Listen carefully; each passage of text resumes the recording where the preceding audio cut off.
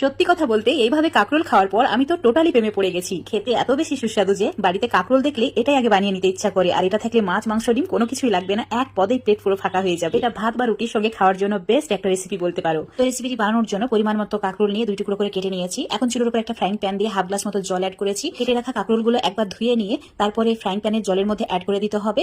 আর অবশ্যই চুলোর ফ্লেমটা medium to high করে রাখতে হবে।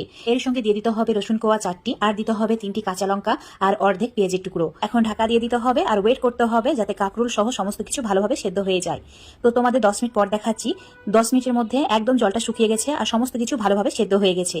এবার চুলো ফ্লেমটা হাই করে রেখে আর সমস্ত কিছু একদম ভাজা ভাজা করে নিতে হবে। আর এই কাজটি অবশ্যই তেল ছাড়া করতে হবে। তেল ছাড়া হাই ফ্লেমে এরকম পুড়িয়ে ভেজে নিতে হবে। এই সময় খুব সুন্দর একটা স্মেলও আসবে।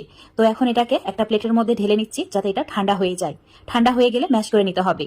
তো ততক্ষণে চুলোর ওপর একটা ফ্রাইং প্যান নিয়েছি। চুলোর ফ্লেমটা মিডিয়ামে রেখে অ্যাড করেছি 1 চামচ সর্ষের তেল, তার সঙ্গে বেশ কয়েকটি শুকনো লঙ্কা।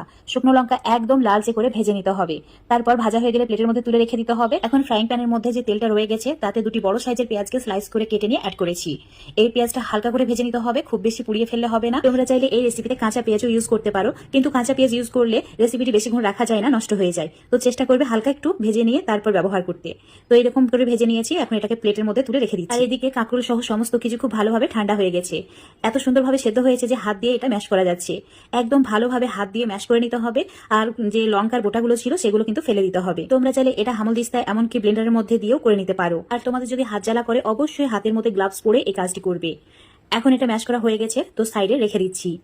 এদিকে থালার মধ্যে নিয়েছি শুকনো লঙ্কা ভাজা, পেঁয়াজ ভাজা আর ধনেপাতা কুচি। শুকনো লঙ্কার বোটাগুলোকে ছাড়িয়ে ফেলে দিতে হবে। এখানে লঙ্কার পরিমাণটা যে যেমন ঝাল খেতে পছন্দ করো সেই হিসাবে নেবে, কম বেশি করে নিতে পারো। এখন শুকনো লঙ্কার উপরে স্বাদ মতো হাফ চামচ নুন অ্যাড করেছি। একদম শুকনো লঙ্কাগুলোকে মুচলে নিতে হবে। শুকনো লঙ্কা ভালো করে মুচলে নেওয়া হয়ে গেলে এর সঙ্গে পেঁয়াজ ভাজা, ধনেপাতা কুচি মিশিয়ে নিতে হবে। আর এই কাজটি একটু সময় নিয়ে করতে হবে। যত ভালো করে মেশানো হবে এই রেসিপির স্বাদ তত গুণ বেড়ে যাবে। এখন এর মধ্যে অ্যাড করে দিচ্ছি ম্যাশ করে রাখা কাকরোল। সমস্ত কাকরোলটা এর মধ্যে অ্যাড করে দিয়ে আবারও ভালো করে সমস্ত কিছু মাখিয়ে নিতে হবে। যত ভালো করে মাখানো হবে খেতে তত বেশি সুস্বাদু হবে। তো অবশ্যই একটু সময় নিয়ে কাজটি করবে। ভালো করে মেখে নেওয়া হয়ে গেছে, দেখতেই পাচ্ছ। তোমরা চাইলে এই সময় একটু সর্ষের তেলও দিতে পারো। এখন এটা সার্ভ করে নিচ্ছি। আজকের এই কাকরোল ভর্তা রেসিপিটা তোমাদের কেমন লেগেছে অবশ্যই কমেন্ট করে জানাবে। রেসিপিটা ভালো লাগলে লাইক, শেয়ার, কমেন্ট করে দেবে। ফেসবুক পেজ থেকে যদি রেসিপিটা দেখো অবশ্যই পেজটাকে ফলো করে নেবে। আর ইউটিউব থেকে দেখলে চ্যানেলটাকে সাবস্ক্রাইব করে রাখবে। আমার লাইফে যত রকমেরই কাকরোলের রেসিপি খেয়েছি সবচেয়ে বেস্ট রেসিপি এটাই। আর এইভাবে যে কতবার বানিয়ে খাওয়া হয়ে গেছে তার কোনো হিসাব নেই। আজকের রেসিপিটা অবশ্যই একবার হলেও ফলো করে রান্না করে বা ভর্তা করে খেয়ে দেখবে।